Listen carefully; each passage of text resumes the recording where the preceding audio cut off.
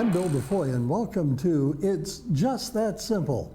And joining me is my lovely co-host, Michele Wilson. And Michele, good to have you back with us. Thank you. It's always a pleasure to be on your show. Well, it's always a joy to have you. And we've been doing a series of principles that can really lead to success. And these are identified by letters of the alphabet.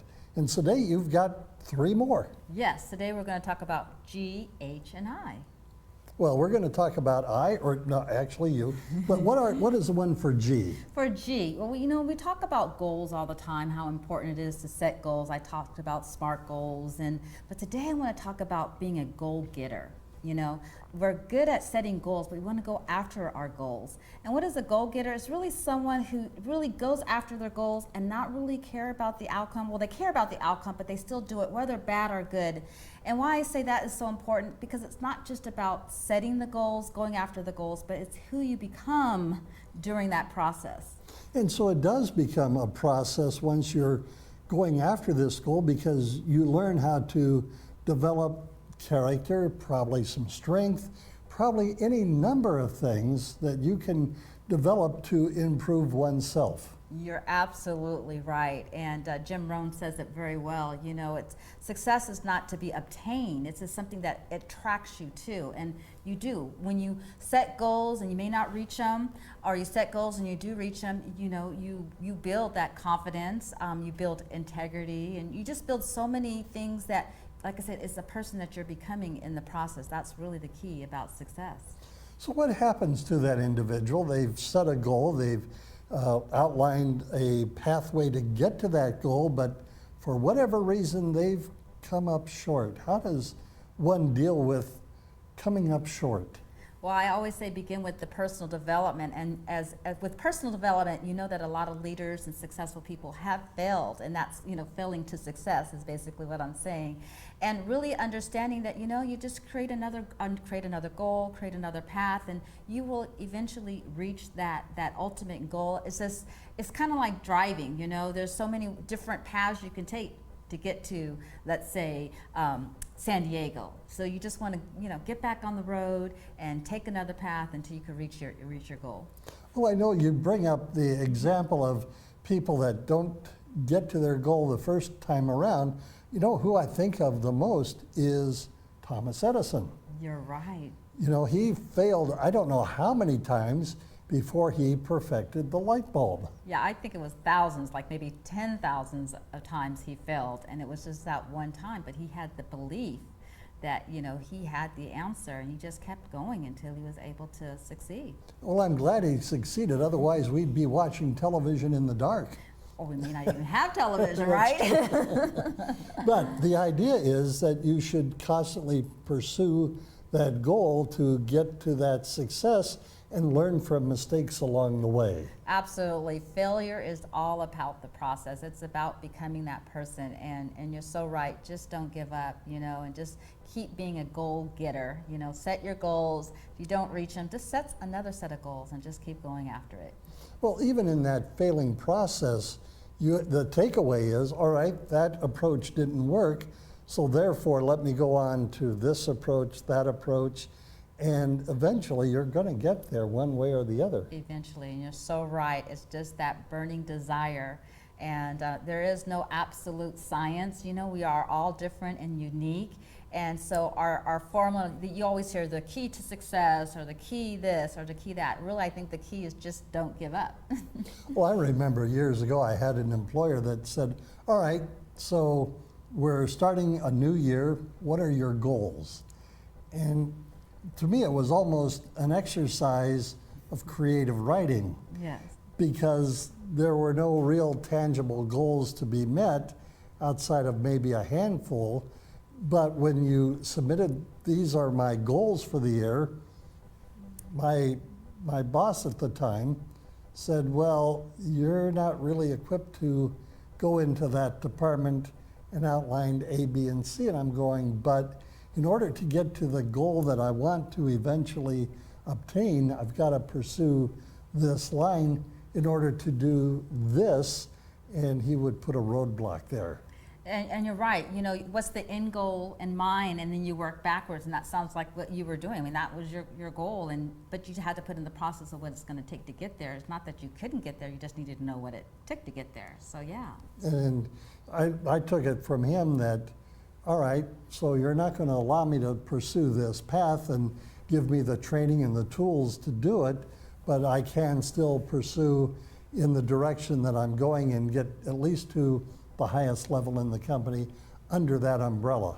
And you know what, that sounds like what we call goal stealers. You know, they steal your goals. So I always say be careful who you want to, I know he was telling you to set some goals, but just be careful sometimes of, you know, who you're sharing your goals with, because unfortunately some people don't want you to reach that. They think they're in your best interest, but there are people that, and sometimes I think it's out of being afraid that they may lose a friend, or maybe that you were going to take over his position. I think it was probably out of fear more so than anything else. Well, I think to the latter of the two as opposed to the former, because he thought I was gunning for his position, and I wasn't really gunning for his position, but a position like his within the company. And the company is a very big company, and they're all throughout the United States, and it's not just limited to Ventura County. You're right, and so how did you overcome that, you know, with that when you shared your goals? Did you just... Well, you know, I said, all right, so if you're not going to allow me to pursue this, then allow me to pursue this direction in the manner of which I've already started, and I can get up to a certain level, and at that point, then I need to make a decision. Do I need to stay with this company or find another company that will allow me to obtain the goal that I really had in mind? And there you have it. You said you really assessed your goals, and then at the point in time you had to make the decision whether, you know, to stay or to leave. But at least you had a goal. You always have to have a goal in mind, a path, because I always say if you're not growing, you're declining. And so, I mean, with being in that position, how are you going to grow and learn unless you had some goals set? Very good. All right, so let's go on to H. So H is for hope. I love the word hope. And that's going back to, you know, kind of being that goal getter and setting goals. And like you said, you may have obstacles and disappointments, but it's the hope that keeps you going, that, you know, you see people out there that are having a difficult time, but then you see that they overcome that. So the hope and having faith that, you know, I am going to reach my goals or reach the success, what that might be. You know, like I said, success means different for everyone, but it's just that having that feeling of hope. You know, I think of a musical. It's about baseball of all things. We're in baseball season right now, and it's a story about this New York team that really needs a long ball hitter, and they do a song because it's a musical, it's a Broadway musical, and it's called I've Gotta Have Heart, or You've Gotta Have Heart, and I translate that song into saying you've gotta have hope. You're so right. It's the belief that you have. It's kind of like the unseen, and just having that heart that, you know, whatever you want, the possible, the dreams and the goals, even though it doesn't seem like it in the physical right now, but having that heart and that hope, and that's probably what kept that team together, because they were speaking of hope of what it's going to be like when they reach that goal as opposed to where they were at that point in time. All right, so the letter I. So I is about influence, you know. I think we've talked about, you know, influence of just one, about the people, the associations you hang around, the people you're around, and then also just feeding your mind, the influence. You know, we hear in the news all the time the negative, I call CNN constant negative news. And so I always limit myself as far as, you know, I kind of want to know what's going on, but I really don't feed into the news. It's amazing how the media has the news. There's not that much good things going on in the news, you know. So I just say be very careful about what you're feeding your brain, because your mind is influenced by that negativity. And I really believe that being, you know, around positive people, feeding your mind with personal development, you know, success books. And I always say, you know, get a mentor and a coach, but that doesn't necessarily mean to have a mentor and coach. Books are mentors and coaches, you know, and there's so much good things out there. So just what you're feeding your mind, it influences your mind.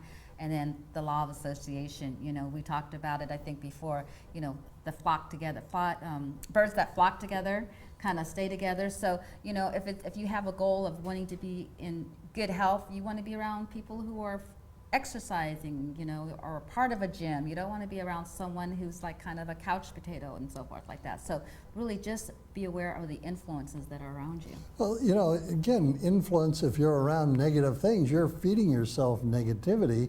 But if you're feeding yourself with positive thoughts, then there's going to be a positive outcome. You're absolutely right. And, going back to just me raising my kids and so forth, I learned over time, just how important having that positive attitude. With my youngest son, he even catches me sometimes if I say something, negative. He's like, Mom, be positive. And it really, to hear him, wake up every morning and laughing and just having a positive attitude really changes just the trajectory of just the environment that we're in. Amazing. Well, so we have G, let's go back through it. G is for goal getting. Yes, goal getting, be a goal getter, go after it. And H? It's just hope, have hope, when like I said, your opportunities and your obstacles, that it's going to be okay and that you're still going to be able to achieve what your burning desires are. And I for influence. Influence, yeah. Just be careful of, what you're feeding your mind, the influences that you're around, and, and the association. All right.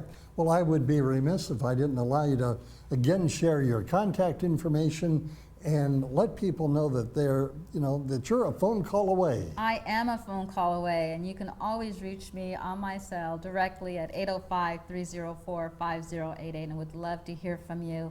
And then also, you can go to my web. It's Michele, and like I always say, it's Michele with one L, MicheleWilsonInternational.com. Excellent. Michele Wilson, thank you so much. And you've been watching It's Just That Simple, a production of the Heritage Media Group.